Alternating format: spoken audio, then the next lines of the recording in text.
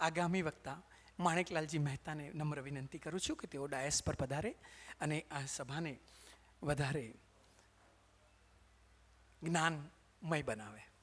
विराजमान सभी महानुभावों, मेरे सामने मेरे गुरुदेव नमोरियंदानंद गुरुदेव तथा ब्रह्मा कुमारी से पधारे हुए हमारे सब साध्वी जी, जीवदया प्रेमी महेंद्र भाई तथा उनकी टीम तथा यहाँ पर विराजमान सभी भाई और बहनों को मेरा सादर प्रणाम। आज केतन भाई, लतेश भाई, मुझे तो इतना बोलना आता नहीं है, मुझे बोला नहीं आपको 2 मिनट बोलना ही पड़ेगा। ये सब वक्ता एक से धुरंधर, इन्होंने काफ़ी ज्ञान दिया, इनको सुना। लतेश भाई का तो सुन करके काफ़ी प्रभावित हुए सभी।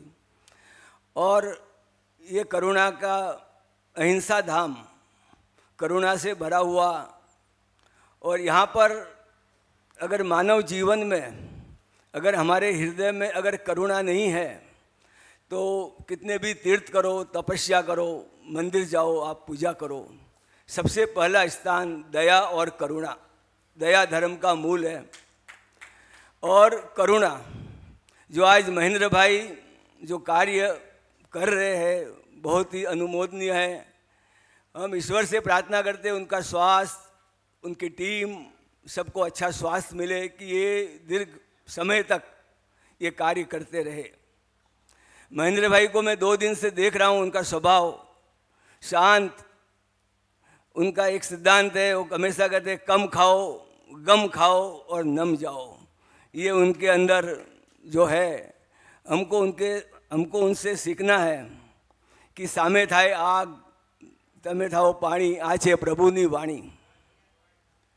तो जीवन के अंदर दया, करुणा और सबसे महत्व है क्रोध। सबसे ज़्यादा हम नुकसान करते हैं क्रोध से। क्रोध एक एक क्षण में हमें आ जाता है और क्रोध से हम अपने आप का स्वयं का नुकसान करते हैं। कल मैंने एक संदेश दिया था कि घर के अंदर जीव दया, जिस परिवार के अंदर जीव दया रहेगी और परिवार के अंदर संस्कार जीव दया के रहेंगे, भले गौशाला होवे, सूक्ष्म धर्म है, ये है, लेकिन जीव दया रहेगी तो उस घर के अंदर से बीमारी 100 कोस दूर रहेगी। और अगर हमारे अंदर क्रोध को जीतना बहुत मुश्किल है, बाकी आप सब चीज़ों को जीत सकते हैं। थोड़ा भी कुछ हुआ तो जल्दी से स्वयं क्रोध आ जाएगा। मैंने एक विपස්සना 18 दिन की थी, उसके बाद में काफ़ी परिवर्तन किया। लेकिन अगर जो इंसान क्रोध को जीत लेवे, आज का एक संदेश है कि आप अगर कोशिश करेंगे तो हो जाएगा। धीरे धीरे आप क्रोध के ऊपर अपना विजय प्राप्त करिए।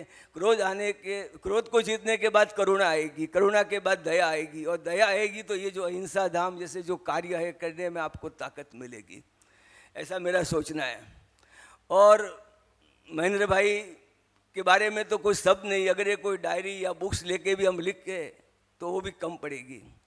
और जीवन में मैं आज एक वादा करता हूँ यहाँ पर आने के बाद कि मैं ज़रूर महेंद्र भाई के साथ जुड़ने की कोशिश करूँगा और भी लोगों को जोड़ने की कोशिश करूँगा।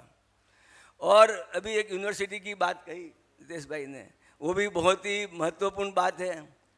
महेंद्र भाई, अगर ये यूनिवर्सिटी का भी कोई प्रपोजल आता है और अगर आप तो कर रहे हैं और उसमें काफ़ी लोग और इंटरेस्टेड है, कॉरपोरेट लेवल के लोग भी, अगर ऐसी यूनिवर्सिटी का कुछ होगा तो हम उसके अंदर ज़रूर आपको साथ देंगे।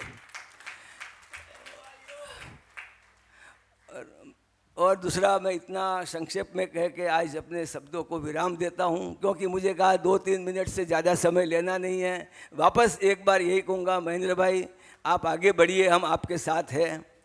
और अपने दिल में करुणा, दया और ये भाव हमेशा रखिए, और क्रोध पर विजय प्राप्त करने की कोशिश करना। उससे बहुत फायदे होंगे, आपके स्वास्थ्य के लिए भी फायदा होगा, परिवार में फायदा होगा और समाज को भी फायदा होगा, क्योंकि सबसे ज़्यादा नुकसान हम क्रोध से कर रहे हैं।